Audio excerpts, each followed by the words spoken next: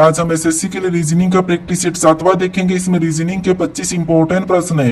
यदि आप एसएससी के किसी भी एग्जाम्स को देने वाले हो तो ये प्रैक्टिस सेट आपके लिए काफी इंपॉर्टेंट है, क्योंकि इस प्रैक्टिस सेट में जो प्रश्न दिए गए हैं इसी टाइप के प्रश्न आपकी परीक्षाओं में पूछे जाएंगे। तो चलिए हम शुरू करते हैं प्रश्न 1 से। हमारा पहला प्रश्न दिया है, प्रश्न कह रहा है कि नीचे दी गई श्रृंखला में प्रश्न चिन्ह के स्थान पर कौन सी संख्या होगी। यानी श्रृंखला में एक प्रश्नवाचक चिन्ह दिया है, यहाँ पर कौन सी संख्या होगी यह हमें बताना है। ठीक है, तो जब भी हम श्रृंखला के प्रश्नों को सोल्व करते हैं तो सबसे पहले हम संख्या को ध्यान से देखते हैं कि संख्या कैसे लिखी है। जैसे यहाँ पे देखिए 2 के बाद 15 कैसे लिखा है, 15 के बाद 41 कैसे लिखा है, 41 के बाद 93 कैसे लिखा है, 93 के बाद 197 कैसे लिखा है। इन्हीं संख्या का पता करके हम क्या करेंगे, अगली संख्या को बताएंगे। तो यहाँ पर देखिए सबसे पहले 2 के बाद यहाँ पर कितना लिखा है, 15 लिखा है। यहाँ पर कितना प्लस किया है, तो यहाँ पर 2 में 13 को प्लस किया है। फिर देखिए यहाँ पर 15 से 41 लिखा है। यहाँ पर 15 में कितना प्लस किया है, तो यहाँ पर 15 में 26 को प्लस किया है। फिर देखिए यहाँ पर 41 से 93 लिखा है। यहाँ पर 41 में कितना प्लस किया है, तो यहाँ पर 41 में 52 को प्लस किया है।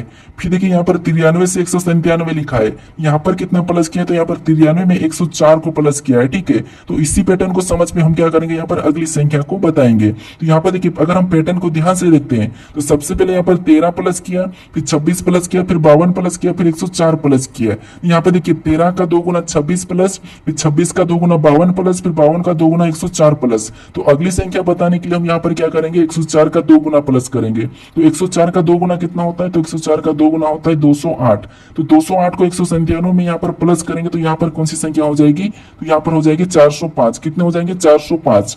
तो ऑप्शन में देखिए 405 कहां पर है, तो ऑप्शन नंबर डी में दिया है। तो ऑप्शन नंबर डी हमारा इस प्रश्न का सही जवाब हो जाएगा। अब चलिए हम बढ़ते हैं प्रश्न 2 पे। अब दूसरे नंबर का प्रश्न दिया है। अब प्रश्न कह रहा है कि नीचे दिए गए विकल्पों में से संबंधित संख्या को चुनिए। यानी जिस प्रकार यहाँ पर 10 से 109 लिखा है, हमें उसी प्रकार यहाँ पर 12 का बताना है। ठीक है, तो ये हमारा नंबर एनालॉजी का प्रश्न है। हमें सबसे पहले यहाँ पर ये पता करना है कि 10 से 109 कैसे लिखा है, फिर हम सेम तरीके से 12 का बताएंगे। तो देखिए सबसे पहले तो यहाँ पर हम क्या करते हैं, 10 का वर्ग करके देख लेते हैं। तो 10 का वर्ग कितना होता है, तो 10 का वर्ग होता है 100। अब हमें यहाँ पर क्या करना है, 109 पता करना है। तो अगर हम 100 में यहाँ पर क्या करेंगे, 9 को जोड़ देते हैं, तब यहाँ पर कितना हो जाएंगे, तब यहाँ पर 109 हो जाएंगे। ठीक है, और 109 यहाँ पर दिया है। तो इसी तरीके से हम क्या करेंगे, 12 का भी वर्ग करेंगे। अब 12 का वर्ग कितना होता है, तो 12 का वर्ग होता है 144। कितना होता है, 144। जैसे यहाँ पर वर्ग करके 9 प्लस किया था, तो यहाँ पर भी हम क्या करेंगे, 9 को प्लस कर लेंगे। तो यहाँ पर 9 को जोड़ देंगे तो यहाँ पर कितना हो जाएंगे, तो यहाँ पर हो जाएंगे 153। कितना हो जाएंगे, 153।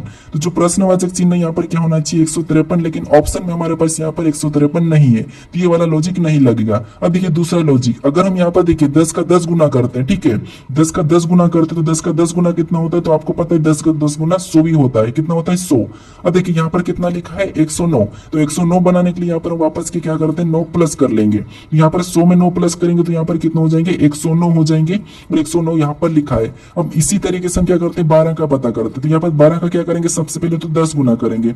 अब 12 का 10 गुना कितना होता है, तो 12 का 10 गुना होता है 120। और 120 में भी जैसे हमने यहाँ पर 10 गुना करके यहाँ पर 9 प्लस किया था। ठीक है, यहाँ पर कितना 9 प्लस किया था, तो यहाँ पर भी हम क्या करेंगे, सेम तरीके से इसमें 9 प्लस कर लेंगे। तो 120 में 9 को प्लस करेंगे तो यहाँ पर कितना हो जाएंगे, तो यहाँ पर हो जाएंगे 129। कितना हो जाएंगे, 129। तो जो प्रश्नवाचक चिन्ह दिया है यहाँ पर क्या होना चाहिए, 129 होना चाहिए। अब ऑप्शन में देखिए 129 कहां पर है, तो ऑप्शन नंबर ए में दिया है। तो ऑप्शन नंबर ए हमारा इस प्रश्न का सही जवाब होगा। ठीक है, तो आपको सबसे पहले यहाँ पर लॉजिक को समझना है कि 10 से 109 कैसे लिखा था, फिर आपको सेम तरीके से जैसे अपना हम यहाँ पर बताया। ठीक है, अब चलिए हम बढ़ते हैं प्रश्न 3 पे। अब तीसरे नंबर का प्रश्न दिया है। अब प्रश्न कह रहा है कि विलुप्त संख्या ज्ञात कीजिए। यानी इस पैटर्न में हमारे पास यहाँ पर एक प्रश्नवाचक चिन्ह दिया है, यहाँ पर कौन सी संख्या होगी यह हमें बताना है। ठीक है, जब भी आपको ऐसे पैटर्न में लुप्त संख्या ज्ञात करनी है तो आपको क्या करना है, सबसे पहले देखना है कि प्रश्नवाचक चिन्ह कहाँ पर दिया है। जैसे यहाँ पे देखिए प्रश्नवाचक चिन्ह हमारा यहाँ पर दिया है, तो इस प्रश्नवाचक चिन्ह के पास बड़ी संख्या कहाँ पर है ये देखना है आपको। ठीक है, जैसे अगर इधर देखेंगे तो यहाँ पर 9 है और इधर देखेंगे तो यहाँ पर 265 है, मतलब बड़ी संख्या हमारी कौन सी वाली, ये वाली है। तो हम क्या करेंगे, यहाँ पर इधर देखिए ये भी बड़ी संख्या है, तो सबसे पहले हम इन संख्याओं को पता करेंगे। ये जो बड़ी संख्या है इसे पता करेंगे, फिर हम सेम तरीके से यहाँ पर बताएंगे। ठीक है, तो इन दो संख्या को या तो हम क्या कर सकते हैं, गुणा करके पता करेंगे या फिर वर्ग या घन करके। तो अब देखिए जब संख्या ज्यादा बड़ी है तो वर्ग या घन करके पता करना है। ठीक है, जैसे अगर हम यहाँ पर 5 का क्या करते हैं, घन करते हैं, तो 5 का घन कितना होता है, तो आप कहोगे 5 का घन होता है 125। कितना होता है, 125।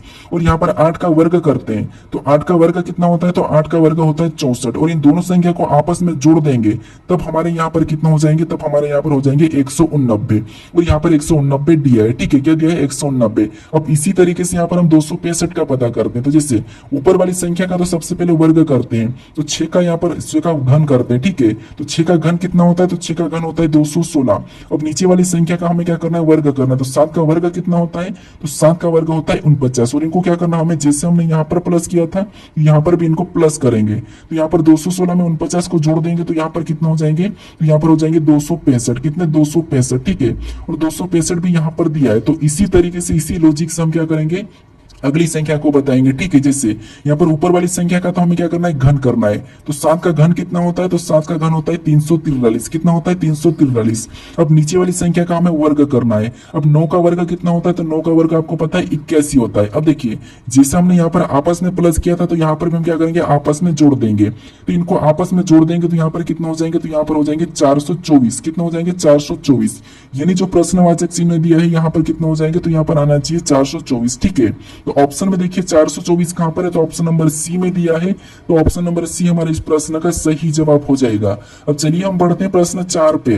अब 4 नंबर का प्रश्न दिया है। अब प्रश्न कह रहा है कि यदि मैनेजर बराबर 34, डायरेक्टर बराबर 35 और असिस्टेंट बराबर 36 लिखा है तो स्टाफ बराबर क्या होगा, ये प्रश्न पूछा है। अब ये हमारा कोडिंग डिकोडिंग का प्रश्न है। ठीक है, ये अच्छा प्रश्न है, थोड़ा सा समझिए। जैसे आपको पता है जब भी आपको लेटर से अंकों में दिया जाता है, जब भी आपको लेटर से अंकों में दिया जाता है, तो ऐसी कंडीशन में आपको मैं बताया था कि आपको सबसे पहले उन लेटर को अंकों में लिखना है। ठीक है, लेकिन जब आपको छोटी संख्या देखने को मिले तो उस कंडीशन में आपको सबसे पहले उनको लेटर से अंकों में नहीं लिखना है। सबसे पहले आपको कैसे पता करना है, एक तरीका ये है, तो इनको गिन के देखना है। जैसे यहाँ पे देखिए 1 2 3 4 5 6 7, टोटल गिनने पर कितना है, 7। ठीक है, और यहाँ पर कितना लिखा है, 34। यानी 34 बनाने के लिए इसको क्या करते हैं, एक बार हम 5 गुना करते हैं। तो 7 पंजे कितने होते हैं, 35, और 35 में से -1 करेंगे तब हमारे यहाँ पर कितना हो जाएंगे, 34। ठीक है, अब इसी तरीके से डायरेक्टर का भी पता करते हैं। ठीक है, इसी लॉजिक से देखिए 1 2 3 4 5 6 7 8, यहाँ पर कितना हो रहा है, 8। आपको पता है जैसे हमने यहाँ पर 5 गुना किया था तो यहाँ पर भी सेम तरीके से 5 गुना ही करना होगा। ठीक है, तो यहाँ पर कितना हो जाएंगे, 8 पंजे 40। अब 40 जैसे हमने यहाँ पर -1 किया था तो इसमें भी -1 करेंगे तो यहाँ पर कितने हो रहे हैं, 39 हो रहे हैं। लेकिन यहाँ पर क्या लिखा है, 35 लिखा है, मतलब ये वाला लॉजिक यहाँ पर नहीं लग रहा है। अब यहाँ पर थोड़ा सा लॉजिक को समझिए अच्छे से। ठीक है, यहाँ पर देखिए अब लॉजिक कौन सा लग रहा है, देखिए अच्छा सा प्रश्न है, थोड़ा सा समझने की कोशिश करें। जैसे यहाँ पर देखिए हमें यहाँ पर सवर, देखिए सवर कितने दिए, तो 1, उसके बाद ये 2, उसके बाद ये 3। कितने सवर दिए, तो 3 सवर दिए हैं, और 3 सवर दिए तो यहाँ पर 3 लिखा है। फिर देखिए उसके बाद व्यंजन कितने दिए, तो व्यंजन देखिए हमारे बच्चे 1, फिर यहाँ पर 2, उसके बाद ये 3, उसके बाद यहाँ पर एक और ये 4। ठीक है, 4 व्यंजन है, तो 3 सवर थे और 4 व्यंजन है, तो 4 को उसके पीछे लिख के यहाँ पर क्या बना है, 34 बना है। क्या बना है, 34 बना है। ठीक है, और यहाँ पर 34 लिखा है। अब इसी तरीके से अगला देखिए, अब इसमें सवर देखेंगे तो यहाँ पर 1, उसके बाद यहाँ पर 2, उसके बाद यहाँ पर 3। इसमें भी कितने सवर है, तो आप कहोगे यहाँ पर 3 सवर है। फिर यहाँ पर व्यंजन देखेंगे तो व्यंजन देखिए 1, उसके बाद 2, उसके बाद 3, फिर 4, फिर यहाँ पर 5। यहाँ पर कितने व्यंजन है, 5 है, तो यहाँ पर भी 5 को पीछे लिखेंगे तो यहाँ पर भी हमारे कितने बन गए, 35, और यहाँ पर 35 भी लिखा है। ठीक है, अब इसी तरीके से असिस्टेंट का पता करके देखें। अब असिस्टेंट में देखिए यहाँ पर एक ये सवर है, फिर ये दूसरा सवर है, और यहाँ पर ये तीसरा सवर है। तो यहाँ पर भी देखिए हमने तीसरा सवर है तो 3 लिखा। उसके बाद हमें यहाँ पर व्यंजन गिनना है। जैसे व्यंजन गिनेंगे तो 1 2, उसके बाद 3 4 5 6। यहाँ पर टोटल कितने व्यंजन है, तो आपको यहाँ पर 6, तो इनको भी मिलाकर क्या बनाए, 36 बनाया। ठीक है, और यहाँ पर 36 भी लिखा है। अब आपको यहाँ पर पैटर्न दिखा है। ठीक है, सबसे पहले आपको क्या करना है, यहाँ पर व्यंजन को गिनना है, उसको लिखना है, फिर उसके बाद आपको उसके पीछे यहाँ पर क्या करना है, सवर को गिनना है, उसको लिखना है, फिर व्यंजन को गिन के उसके पीछे लिखना है। जैसे यहाँ पर हम स्टाफ में सवर को गिनते हैं तो यहाँ पर हमारा एक ही सवर जो कि ए। ठीक है, तो हम क्या करेंगे, 1 को लिख लेंगे। उसके बाद यहाँ पर हम व्यंजन को गिनते हैं तो व्यंजन कितने, 1 2 3 4, व्यंजन कितने 4 है, तो यहाँ पर इसके पीछे हम क्या करेंगे, 4 को लिखेंगे। तो यहाँ पर सेम तरीके से हमारा कौन सा अक्षर बना है, तो यहाँ पर 14 बना है। ठीक है, तो स्टाफ बराबर क्या हो जाएगा, 14 हो जाएगा। तो ऑप्शन में देखिए कहां पर है, तो ऑप्शन नंबर ए में दिया है, तो ऑप्शन नंबर ए हमारा यहाँ पर सही जवाब होगा। ठीक है, अच्छा सा लॉजिक है, अगर हो सके तो आप इसे नोट कर लीजिए। अब चलिए हम बढ़ते हैं प्रश्न 5 पे। अब 5वें नंबर का प्रश्न दिया है। अब प्रश्न कह रहा है कि निम्नलिखित में से कौन सा आरेख दिए गए वर्गों के बीच संबंध को दर्शाता है। यानी दोस्तों यहाँ पर हमें दिया है, गुलाब दिया है, फूल दिया है और आम दिया है। इसका वेन आरेख कैसा बनेगा ये प्रश्न पूछा है। अब देखिए आपको मैं कम्युनिटी में एक प्रश्न पूछा था जो कि दही था, भोजन था और चम्मच था, उसका वेन आरेख कैसा बनेगा ये पूछा था। तो आप क्या करते हैं 82% लगभग लोगों ने गलत दिया था। देखिए आपको वेन आरेख के प्रश्न को जब भी सोल्व करना है तो कैसे सोल्व करना है वो समझिए, ठीक है। जैसे यहाँ पर सबसे पहले आपको क्या करना है, किसी भी एक शब्द का आरेख बनाना है। जैसे हम यहाँ मान लीजिए गुलाब का आरेख बनाते हैं, ये हमने किसका डायग्राम बना लिया, गुलाब का। उसके बाद आपको क्या करना है, दूसरे शब्द का बनाना है। जैसे कि दूसरा शब्द हमें यहाँ पर दिया है फूल, तो फूल का बनाने से पहले आपको देखना है कि इनका आपस में दो में कोई संबंध है या नहीं है। तो आप कहोगे जो गुलाब है ये फूल के अंदर आता है, तो फूल का डायग्राम इसके बाहर से बन जाएगा, ठीक है। फिर देखिए उसके बाद आपको क्या करना है, तीसरे शब्द का बनाना है, जो कि तीसरा शब्द हमें यहाँ पर क्या दिया है, आम दिया है। तो आम का बनाने से पहले हम देखेंगे कि यहाँ पर आम और फूल का आपस में संबंध है या नहीं है। तो आप कहोगे आम और फूल का तो आपस में संबंध नहीं है। फिर देखेंगे आम और गुलाब का, तो इनका भी आपस में कोई संबंध नहीं है। इसका मतलब इन दोनों से आम का अलग बन जाएगा। तो ये अलग बन जाएगा मतलब हमारा तीनों शब्दों का डायग्राम बन चुका है। तो ये वाला डायग्राम किस ऑप्शन में है ये देखना है, ठीक है। तो ऑप्शन नंबर ए में दिया है, तो ऑप्शन नंबर ए हमारा इस प्रश्न का सही जवाब होगा, ठीक है। अब चलिए हम बढ़ते हैं प्रश्न 6 पे। अब 6 नंबर का प्रश्न दिया है। अब प्रश्न कह रहा है कि निम्नलिखित विकल्पों में असंगत का चयन कीजिए। यानी दोस्तों हमें यहाँ पर 4 विकल्प दिए हैं, इसमें से 3 किसी न किसी तरह समान है लेकिन हमें एक अलग है, उसी का पता करना है। अब देखिए मैं आपको बताया था कि जब भी आपको बड़ी संख्या मिले तो सबसे पहले तो उनको आपस में जोड़ के देखना है, बाद में आपको वर्ग या घन देखना है, ठीक है। जैसे यहाँ पर इनको आपस में जोड़ के देखते हैं तो यहाँ पर इनका आपस का योग कितना हो रहा है, 7 हो रहा है। अब इनको आपस में जोड़ के देखेंगे तो 1 2 3 3 और 9 12 12 6 18, यहाँ पर कितना हो रहा है योग, 18 हो रहा है।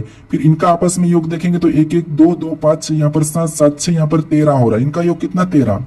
फिर देखिए यहाँ पर इनका योग देखेंगे 1 3 4 4 6 10 10 9, यहाँ पर 19 हो रहा है, ठीक है। इसका योग 19 हो रहा है। यहाँ पे देखिए सभी की सभी संख्या हमें अलग ही दिख रही है। अब हमें क्या करना है, यहाँ पर वर्ग या घन करके देखना है। अब देखिए अब संख्या को देखेंगे कि किसी का वर्ग लिखा है या फिर किसी का घन लिखा है। अगर आप यहाँ पर ध्यान से देखोगे अगर आपको वर्ग याद है तो जो 1024 है ये किसका वर्ग है, तो आप कहोगे ये 32 का वर्ग है, ठीक है। आपको वर्ग याद होना चाहिए। उसके बाद अब देखिए हम 1296 को देखेंगे तो ये किसका वर्ग है, तो ये हमारा यहाँ पर देखिए 1296 मतलब ये किसका वर्ग है, तो ये हमारा 36 का वर्ग है। कितने का है, 36 का वर्ग है, ठीक है। कितने का, 36 का वर्ग। फिर देखिए यहाँ पर 1156 को देखेंगे तो ये कितने का वर्ग है, तो आप कहोगे ये हमारा 34 का वर्ग है। कितने का वर्ग है, 34 का वर्ग है। कितने का, 34 का वर्ग। फिर देखिए यहाँ पर 1369 को देखेंगे तो ये किसका वर्ग है, तो ये हमारा 37 का वर्ग है। कितने का है, 37 का वर्ग।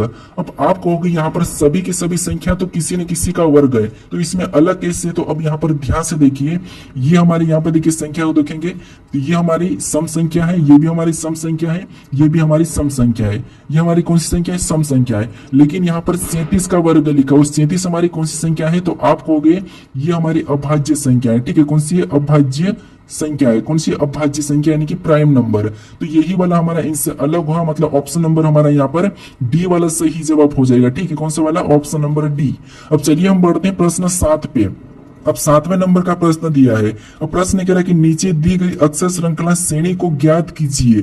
यानी दोस्तों यहाँ पर हमारे पास अक्षर समूह की एक श्रृंखला श्रेणी दी है, इसी को ज्ञात करना और यहाँ पर कौन से अक्षर होंगे ये हमें बताना है, ठीक है। तो आपको पता है जब भी आपको अक्षर वाली श्रृंखला श्रेणी ज्ञात करना है तो मैं आपको बताया था कि आपको कुछ भी नहीं करना है, आपको एक एक अक्षर को देखना है, ठीक है। सबसे पहले तो जैसे यहाँ पर देखिए वाई से यहाँ पर एच को देखेंगे तो यहाँ पर कितना प्लस किया है, तो यहाँ पर 9 को प्लस किया है, ठीक है।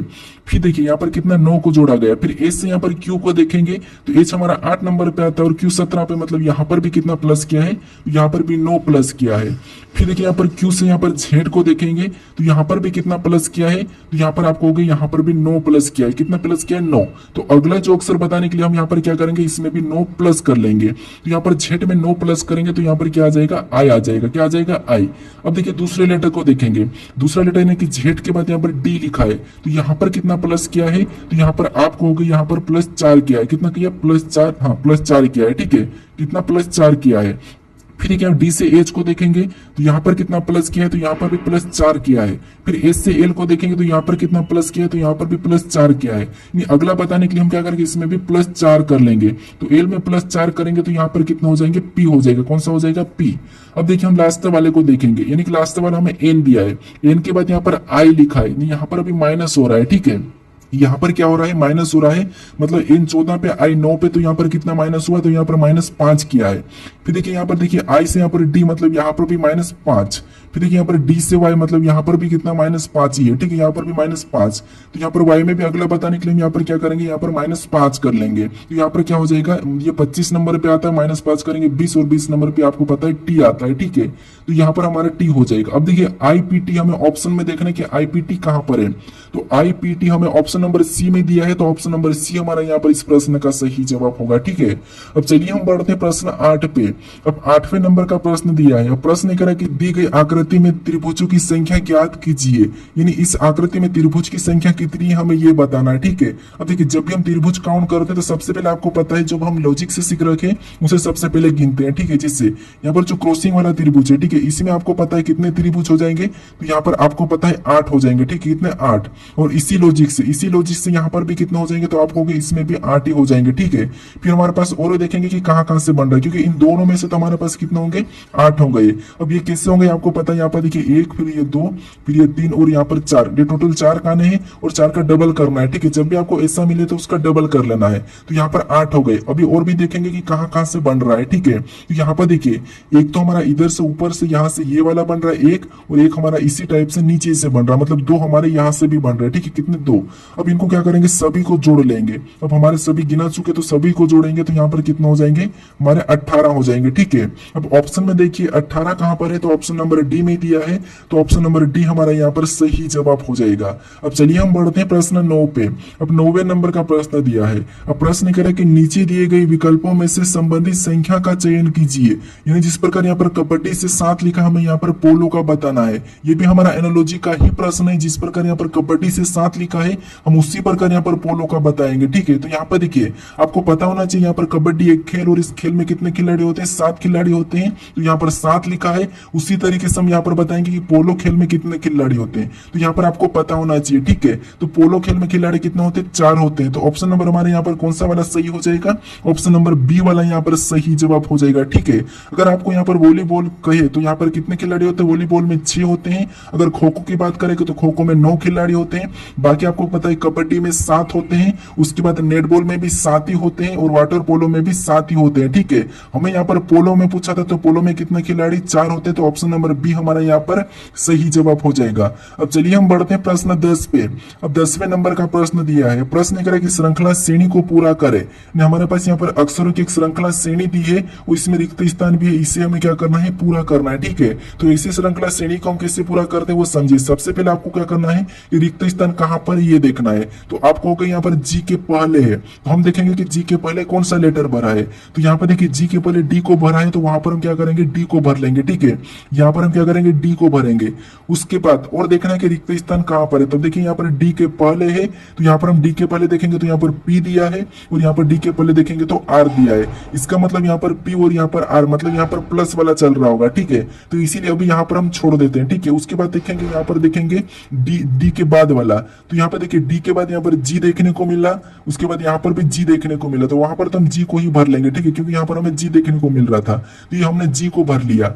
फिर देखिए हमें यहाँ पर कहां पर रिक्त स्थान देखने को मिल रहा है, तो यहाँ पर देखिए हम एक बार क्या करते हैं, इसको जोड़े बना लेते हैं यहाँ से 5-5 में, ठीक है। ये हमने 5-5 में जोड़े बना लिए। अब देखिए हमें यहाँ पर डी से पहले देखना है, तो यहाँ पर आर दिया है और यहाँ पर पी दिया है, मतलब देखिए पी में एक जोड़ेंगे तो यहाँ पर क्या हो जाएगा, क्यू, क्या हो जाएगा, क्यू। तो यहाँ पर हम क्यू को भर लेंगे। फिर क्यू में एक जोड़ेंगे तो अगला आर, ठीक है, तो यहाँ पर आर लिखा है।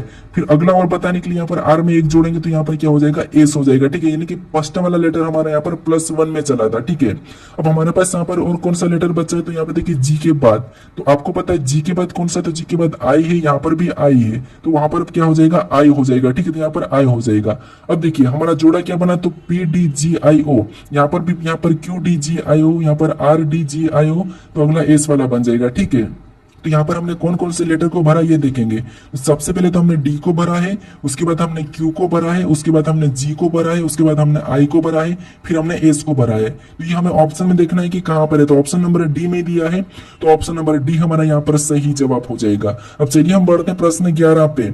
अब 11 नंबर का प्रश्न दिया है। अब प्रश्न कह रहा है कि नीचे दिए गए घन में A1 वाले फलक के विपरीत पर कौन सा अक्षर संख्या होगा। यानी दोस्तों हमें यहाँ पर पूछा है कि इस A1 वाले के विपरीत कौन सा अक्षर संख्या होगा, ये पूछा है। ठीक है, तो इस घन में आपको पता है ऐसे घन में विपरीत कैसे बताना, ये तो मैं आपको सिखाया हूँ। ठीक है, कैसे देखिए, सबसे पहले आपको एक छोड़ के एक देखना है। जैसे यहाँ पर देखिए, यहाँ पर एक छोड़ के एक देखेंगे तो U5 का यहाँ पर A1 हो जाएगा, उसके बाद यहाँ पर यहाँ पर O4 को यहाँ पर E2 हो जाएगा, जो बचा हुआ इसका हो जाएगा। ठीक है, यहाँ पर कोने और भुजे मिले हुआ नहीं होना चाहिए। ठीक है, हमें यहाँ पर किसका पूछा है, A1 का पूछा है, तो A1 का क्या हो गया, तो यहाँ पर A1 का U5 हो गया है। ठीक है, तो ऑप्शन में देखिए U5 कहां पर है, तो ऑप्शन नंबर डी में दिया है, तो ऑप्शन नंबर डी हमारे यहाँ पर सही जवाब हो जाएगा। अब चलिए हम बढ़ते हैं प्रश्न 12 पे। अब 12 नंबर का प्रश्न दिया है। ठीक है, अब प्रश्न करें कि यदि किसी निश्चित कूट भाषा में अर्थ है, अब अर्थ क्या है, तो अर्थ देखिए बीर ली नेक, इसका अर्थ क्या है, तो ग्रीन एंड टेस्टी। उसके बाद यहाँ पर पीर नेक होर, इसका अर्थ क्या है, तो टोमेटो इज ग्रीन। यानी दोस्तों यहाँ पर हमारा क्या है, तो पूछ रहा है कि तो निम्न में से कौन सा निश्चित रूप से सही है। यानी दोस्तों यहाँ पर आपको कोई कोड नहीं करना है, यहाँ पर क्या करना है, आपको कॉमन देखने काटना है। ठीक है, जिससे यहाँ पर कॉमन देखेंगे तो हमें यहाँ पर क्या मिल रहा है, नेक मिल रहा है। ठीक है, ये कॉमन मिल रहा है, तो इधर हमें क्या मिल रहा है, कॉमन नेक मिला तो नेक को काट लेंगे, और इधर हमें कॉमन क्या मिल रहा है, ग्रीन मिल रहा है, तो ग्रीन को काट लेंगे। अब देखिए और भी हमें कॉमन देखने को मिल रहा है, तो नहीं मिल रहा है, तो इसका मतलब ये है कि यहाँ पर ये हमारा सही है, यानी कि नेक का ग्रीन हो जाएगा। तो ऑप्शन में देखिए नेक ग्रीन कहां पर है, तो यहाँ पर हमारा ऑप्शन ए में नहीं है, ऑप्शन बी में नहीं है, ऑप्शन सी में नहीं है, ऑप्शन डी में हमें दिया है कि नेक का अर्थ ग्रीन, मतलब ऑप्शन नंबर डी हमारा यहाँ पर सही जवाब हो जाएगा। ठीक है, अब चलिए हम बढ़ते हैं प्रश्न 13 पे।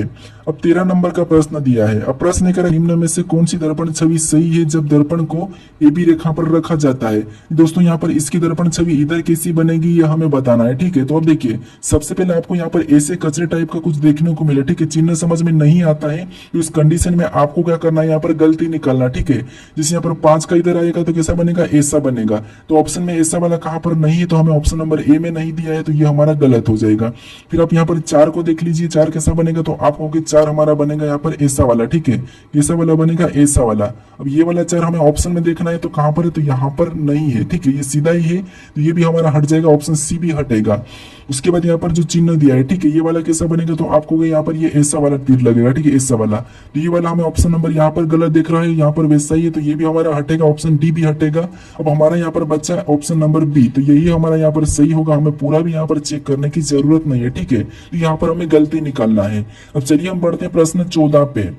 अब 14 नंबर का प्रश्न दिया है। अब प्रश्न करें निम्नलिखित विकल्पों में से कौन सा व्यंजक का मान सबसे बड़ा है। यानी दोस्तों यहाँ पर हमें यह कह रहा है कि हमें यहाँ पर 4 विकल्पों में व्यंजक दिए है। ठीक है, तो इन व्यंजक में से किसका सबसे बड़ा मान है यह हमें बताना है। तो सबसे पहले हमें क्या करना है, यहाँ पर सभी समीकरण को सोल्व करके देखना है। ठीक है, उसके बाद हमें मान पता चलेगा। तो अब देखिए जैसे अब यहाँ पर हम भाग देंगे 18 और 3 में, तो यहाँ पर कितने हो जाएंगे 6, और 6 में 6 को 2 गुना करेंगे तो यहाँ पर 6 दूनी 12, और 12 में 6 को जोड़ेंगे तो यहाँ पर कितना हो रहा है, इसका मान कितना हो रहा है 18 हो रहा है। ठीक है, इसी तरीके से यहाँ पर भाग देंगे तो 5 10 का 5 में देंगे तो यहाँ पर 2 हो जाएंगे, और 2 को 4 गुना करेंगे तो 8 हो जाएंगे, और 8 में 1 जोड़ेंगे तो यहाँ पर कितना हो रहा है, इसका मान कितना हो रहा है 9 हो रहा है। ठीक है, फिर देखिए यहाँ पर 16 में 2 का भाग देंगे तो 8, और 8 को 3 गुना करेंगे तो 8 24, 24 में से 4 को माइनस करेंगे तो इसका मान कितना हो रहा है 20 हो रहा है। फिर देखिए यहाँ पर देखेंगे 12 और 2 का भाग देंगे यहाँ पर तो 6 हो जाएंगे, और 6 को 4 गुना करेंगे तो 24, 24 में 4 प्लस करेंगे तो यहाँ पर कितना हो जाएंगे, यहाँ पर 28 हो जाएंगे। ठीक है, हमें प्रश्न क्या पूछा था, सबसे बड़ा मान किसका है। ठीक है, तो सबसे बड़ा मान हमें कहां पर देखने को मिला, तो यहाँ पर 28 देखने को मिल रहा है, तो ऑप्शन नंबर डी हमारा यहाँ पर सही जवाब हो जाएगा। ठीक है, अब चलिए हम बढ़ते हैं प्रश्न 15 पे। अब 15 नंबर का प्रश्न दिया है। अब प्रश्न करें कि एक्स का भाई के है, जेड एक्स का बेटा है, पी के की बेटी है, उसके बाद और वो एन के साथ विवाहित है, जी और एक्स बहने हैं, फिर जी जेड से किस प्रकार संबंधित है, ये प्रश्न पूछा है। ठीक है, तो ये हमारा ब्लड रिलेशन का प्रश्न। अब देखिए प्रश्न क्या करे कि एक्स का भाई के है, क्या कह रहा है, एक्स का भाई कौन है, के है। ठीक है, तो यहाँ पर एक्स का भाई के को हम बना लेते हैं, ये भाई है तो इसे हम प्लस मान लेते हैं। ठीक है, क्योंकि ये पुरुष है। उसके बाद आगे प्रश्न करा कि जेड एक्स का बेटा है। अब जेड क्या है, तो जेड एक्स का बेटा है, मतलब यहाँ पर बेटा नीचे लिखाएगा, तो जेड इसका बेटा है तो इसे भी हम प्लस मान लेते हैं। उसके बाद आगे प्रश्न कह रहा है कि पी के की बेटी है। प्रश्न क्या कह रहा है, पी के की बेटी है, मतलब यहाँ पर इस के की बेटी कौन हो जाएगी, पी, तो उसे भी हम क्या करेंगे नीचे लिख लेंगे। अब बेटी है तो इसे भी हम क्या करेंगे, यहाँ पर माइनस मान लेंगे। और आगे प्रश्न देखिए, पी के की बेटी है और एन के साथ विवाहित है, मतलब एन के साथ विवाहित है, तो मतलब यहाँ पर एन इसका पति हो जाएगा। ठीक है, एन इसका पति हो जाएगा। उसके बाद आगे प्रश्न करें कि जी और एक्स बहने हैं, जी और एक्स बहने, मतलब ये जी और एक्स आपस में ये क्या है, बहने हैं। ठीक है, तो एक्स भी एक लड़की और यहाँ पर जी भी एक लड़की है। अब देखिए आगे प्रश्न कह रहा है कि फिर जी जेड से किस प्रकार संबंधित है। ठीक है, यानी यहाँ पर कह रहा है कि जो से लगा है उसका यानी कि वहां से उल्टा बताना है कि जेड का जी क्या लगेगा। तो जेड का जी क्या क्या लगेगा, तो यहाँ पे देखिए ये जेड है और ये जेड की माँ है। ठीक है, उसकी माँ की ये बहन है, कौन है, जी। यानी दोस्तों यहाँ पे देखिए अपनी माँ की बहन, अपनी माँ की बहन अपनी क्या लगेगी, तो आप कहोगे मौसी लगेगी। अपनी क्या लगेगी, अपनी माँ की बहन, तो मौसी लगेगी। मतलब ऑप्शन नंबर डी हमारा यहाँ पर सही जवाब हो जाएगा। ठीक है, क्या हो जाएगा, ऑप्शन नंबर डी। अब चलिए हम बढ़ते हैं प्रश्न 16 पे। अब 16 नंबर का प्रश्न दिया है। अब प्रश्न देखिए सबसे पहले तो हमें यहाँ पर कथन दिया है, उसके बाद उसका एक निष्कर्ष दिया है। तो सबसे पहले हमें यहाँ पर कथन को समझना है कि कथन क्या कह रहा है, उसके बारे में निष्कर्ष क्या कह रहा है, हमें ये बताना है। ठीक है, तो सबसे पहले यहाँ पर हम कथन को समझेंगे। तो कथन दिया है कि कुछ डी ए है।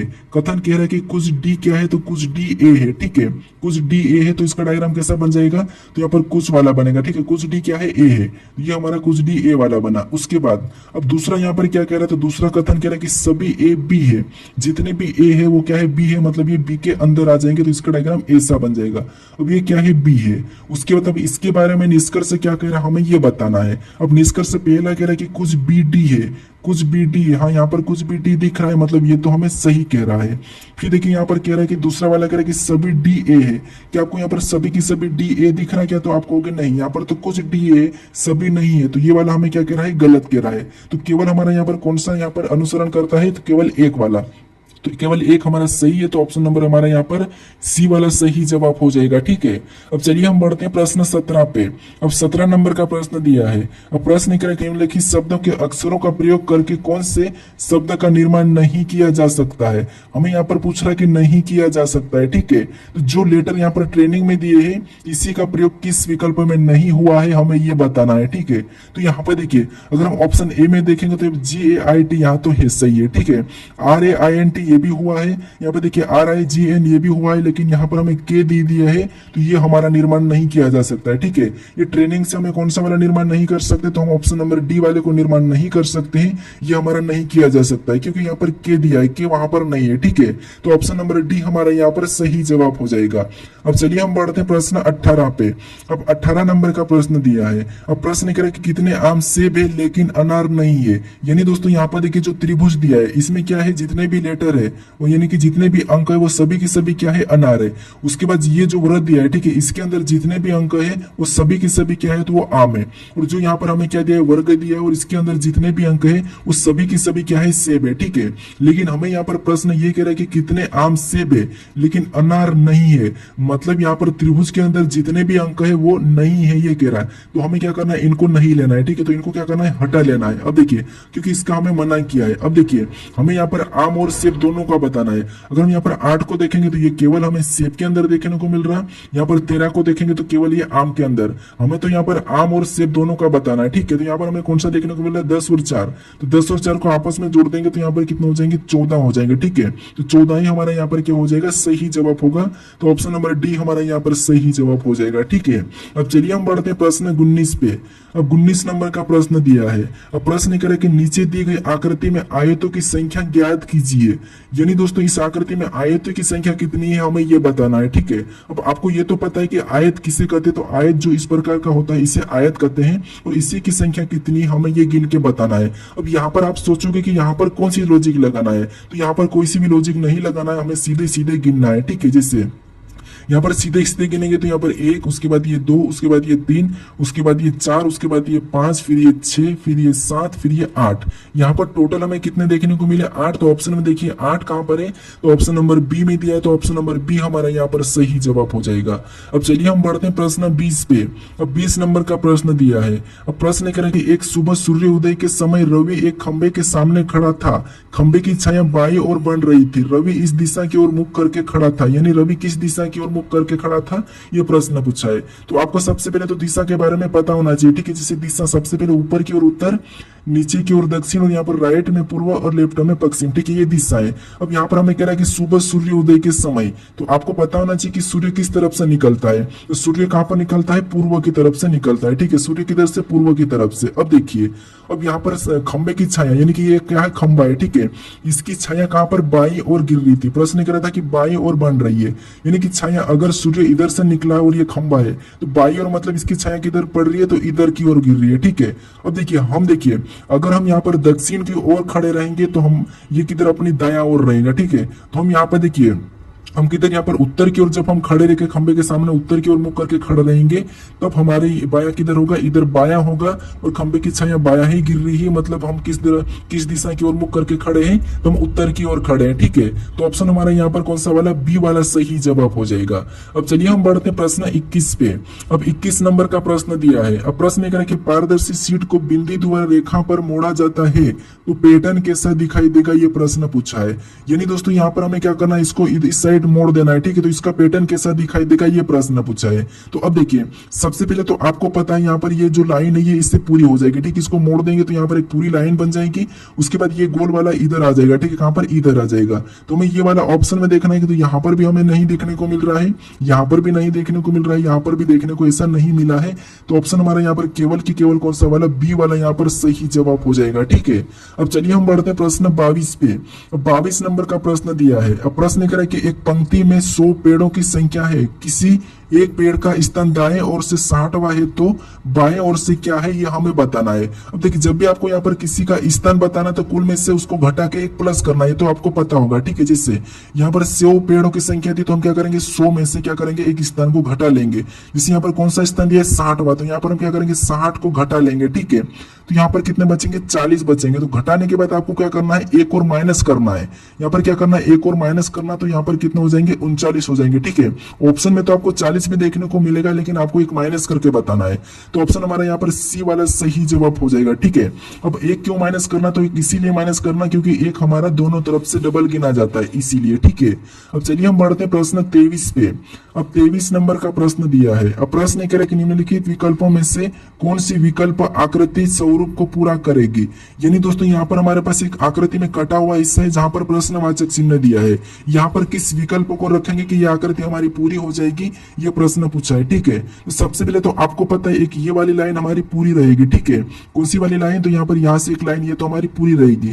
तो ऑप्शन में यहाँ पर हमारे पास आधी लाइन है तो ये नहीं होगा, यहाँ पर भी यहाँ पर लाइन नहीं है तो ये भी हमारा नहीं होगा। ऑप्शन सी और बी तो हमारा हट चुका है।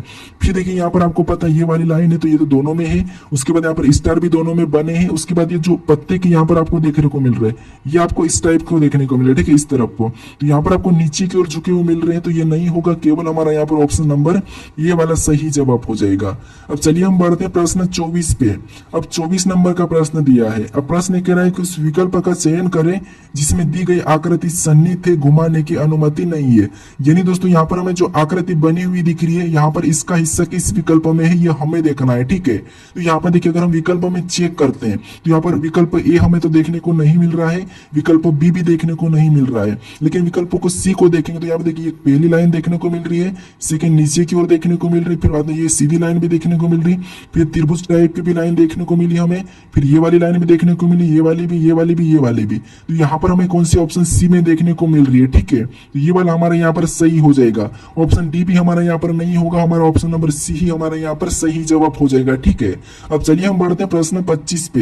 अब 25 नंबर का प्रश्न दिया है। अब प्रश्न कह रहा है कि निम्न में से कौन सी दर्पण छवि सही है जब दर्पण को ए बी रेखा पर रखा जाता है।